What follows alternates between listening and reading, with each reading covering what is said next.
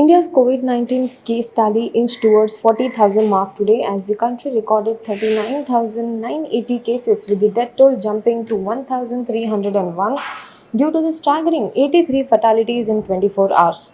Of the total cases, 28,046 are still active cases, while cured are 10,632. The spike in cases comes amidst warning by experts that May could prove the make or break month for India's battle against the pandemic. The Andhra Pradesh government, meanwhile, will be increasing its coronavirus testing by collecting samples from all the houses in red zone areas.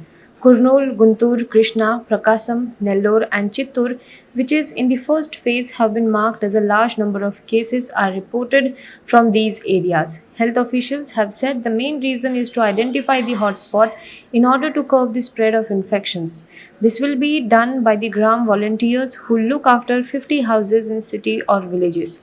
A medical team will be associated and visit every house of volunteer jurisdiction, and test will be conducted. One person was killed and another was injured when a bus carrying migrant workers from Surat in Gujarat to Odisha met with an accident in Pulbhani district on Saturday. While crossing the Kalinga Ghati on the Ganjam-Kandhamal border, the vehicle hit a roadside guard wall. The injured have been admitted to a nearby hospital. The bus was carrying about 70 workers from Surat to Ganjam. One person was killed while several others were critically injured in the accident. The Indian Air Force aircraft will shower flower petals over hospitals treating COVID-19 patients and also held a fly past of Sukhoi 30 aircraft, while the Navy ships lit up to express their gratitude towards coronavirus warriors who are battling the pandemic. An Indian Navy chopper showered flower petals in Goa Medical College in Panji to express gratitude towards medical professionals fighting COVID-19. Goa has been categorized as green zone after state became COVID-free. A chopper of the Indian Air Force meanwhile showered flower petals on the Police War Memorial in Delhi in order to express gratitude and appreciation towards the police officials.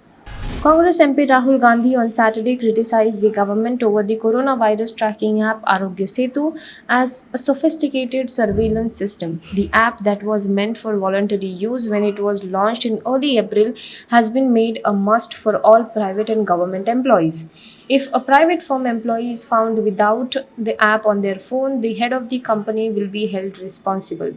The Arogya Setu app is a sophisticated surveillance system outsourced to a private operator with no institutional oversight, raising serious data security and privacy concerns.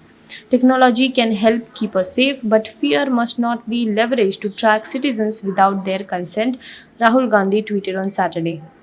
Two senior army officers, a colonel and major, were among 5 security personnel killed in action during an encounter in Jammu and Kashmir's Kupwara district. A police officer and 2 army soldiers were also killed as the security personnel came under heavy fire. A joint anti-terrorist operation by armed forces and Jammu and Kashmir police began on Saturday in the Handwara area of the district in North Kashmir, which is about 70 kilometers from Jammu and Kashmir capital Srinagar. Adding, the team was also able to rescue several civilians. 2 terrorists were also killed during the joint operation. Now be the first to know about the latest updates on our new news app. Go on your Android or iOS, search for HW News Network. Download our app, choose the language you prefer to get updates in, and be up to date with the latest news.